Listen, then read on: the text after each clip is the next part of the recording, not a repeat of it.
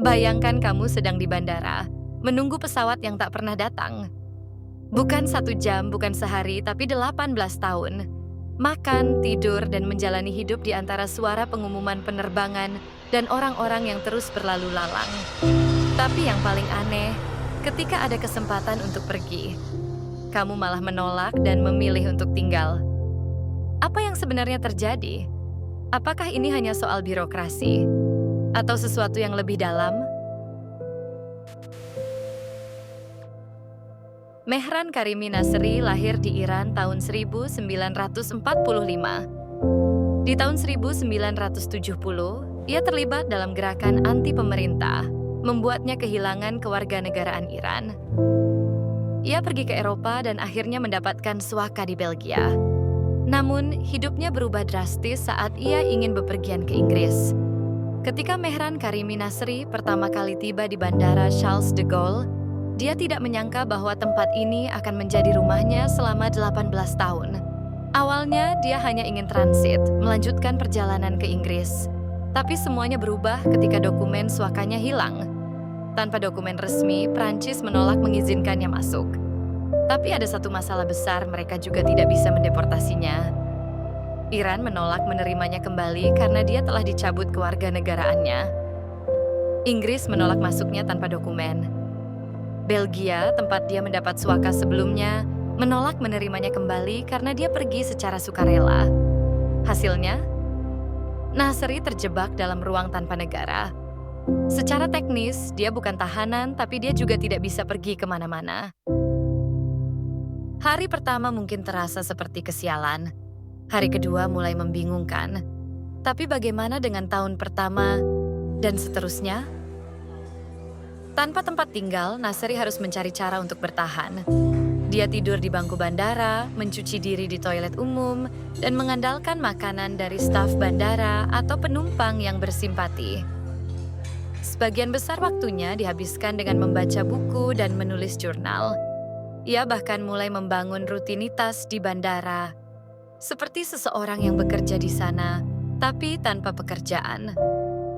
Lama-kelamaan, staf bandara mulai mengenalnya.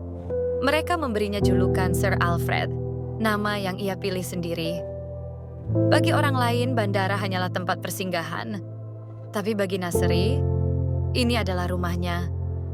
Seiring waktu, sesuatu yang aneh mulai terjadi. Nasri tidak lagi mencoba untuk pergi.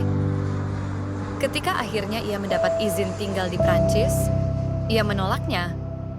Kenapa? Jawabannya ada dalam psikologi manusia.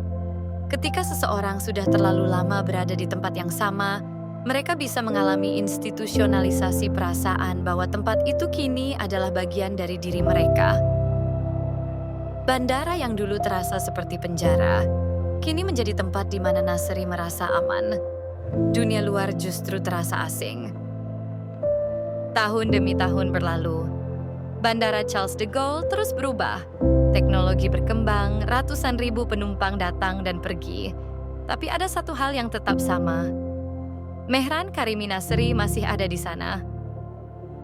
Dalam 18 tahun kehidupannya di bandara, Nasri menjadi semacam legenda. Para penumpang sering melihatnya duduk dengan tenang, membaca buku atau menulis di jurnalnya. Para staf bandara sudah menganggapnya sebagai bagian dari tempat itu. Bahkan, kisahnya mulai menarik perhatian media internasional. Wartawan datang untuk mewawancarainya, dan kisahnya akhirnya menginspirasi film Hollywood, The Terminal karya Steven Spielberg. Tapi semua ini tidak mengubah satu hal. Ia tetap tidak pergi. Pada tahun 2006, setelah 18 tahun tinggal di Terminal 1, kondisi kesehatan Nasri semakin memburuk. Ia akhirnya dilarikan ke rumah sakit untuk mendapatkan perawatan. Saat dia keluar dari rumah sakit, tempat itu tidak lagi sama. Bandara telah berubah, dan ia tidak bisa kembali ke kehidupannya di sana. Setelah hampir 2 dekade hidup tanpa negara, Nasri akhirnya tinggal di sebuah tempat penampungan di Prancis. Tapi kehidupannya tak pernah lagi seperti dulu. Kisahnya menjadi simbol dari bagaimana sistem hukum internasional bisa membuat seseorang terjebak dalam kebingungan. Tapi lebih dari itu, Kisahnya juga menunjukkan bagaimana manusia bisa menemukan rumah, bahkan di tempat yang paling tidak terduga.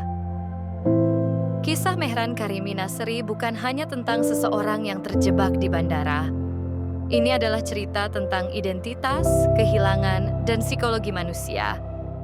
Bagaimana seseorang bisa begitu lama hidup dalam ketidakpastian, sampai akhirnya ia memilih untuk tetap berada di dalamnya. Jadi, jika kamu berada di posisinya, apakah kamu akan bertahan atau mencoba melangkah keluar?